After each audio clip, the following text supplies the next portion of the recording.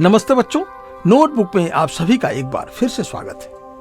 आज हम व्याकरण के एक नए पाठ के साथ आप सभी के सामने उपस्थित हैं। इस पाठ का शीर्षक है हमारी भाषा। बच्चों, भाषा ही वह साधन है जिसके माध्यम से हम अपनी बातें दूसरों को समझाते हैं तथा दूसरों की बात हम समझते हैं। यदि भाषा नहीं होती तो हम दूसरों की बातें नहीं समझ पाते और न ही अपनी बातें दूसरों को समझा पाते। तो आपने देखा होगा कि छोटे बच्चे कुछ बोलने के स्थान पर सिर्फ रोकर या हंसकर अपने मन की भावनाओं को व्यक्त करते हैं। बच्चों के रोने पर हम समझ जाते हैं कि वह भूखा है या उसे कोई कष्ट है। इस प्रकार हम कह सकते हैं कि भाषा वह साधन या माध्यम है जिसके द्वारा हम अपने भावों या विचारों का आदान प्रदान करते हैं।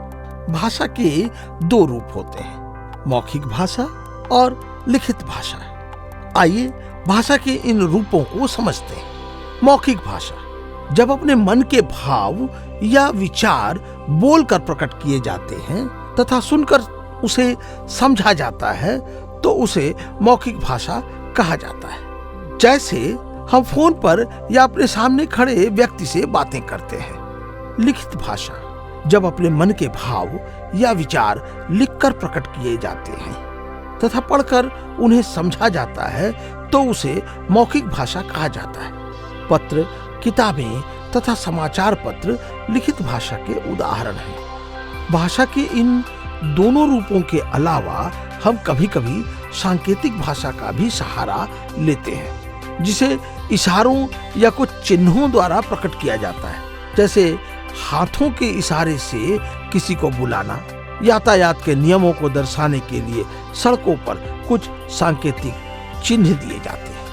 यह भी एक प्रकार की भाषा ही है।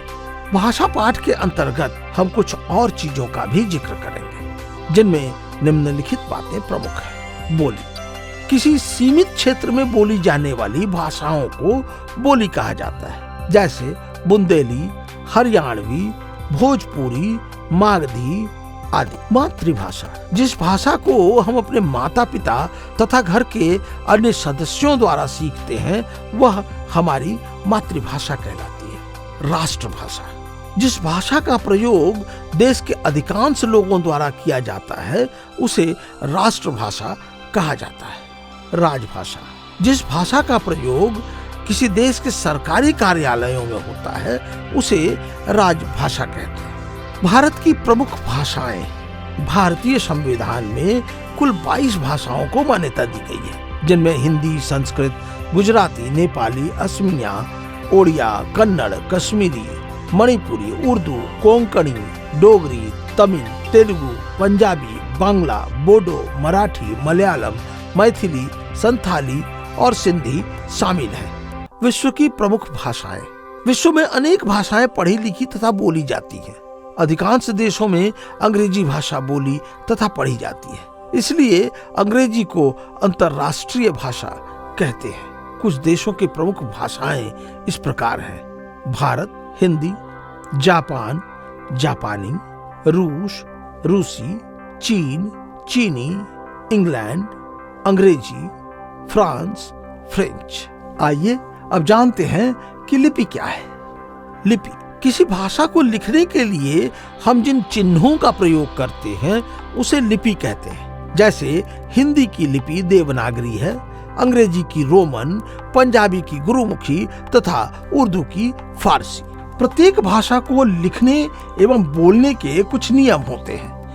इन नियमों के बारे में जानकारी हमें व्याकरण से मिलती है। तो आइए हम समझते हैं कि यह व्याकरण क्या है। व्याकरण, किसी भाषा को शुद्ध रूप से लिखने, पढ़ने तथा बोलने के लिए जिस साधन या माध्यम का प्रयोग किया जाता है उसे व्याकरण कहते हैं। तो बच्चों, यह था हमारा भाषा तथा व्याकरण से संबंधित वीडियो। हम आशा करते हैं कि आप इस पाठ को ठीक तरह से समझ गए होंगे। फिर मिलेंगे एक नए पाठ के वीडियो के साथ। तब तक के लिए हम विदा लेते हैं।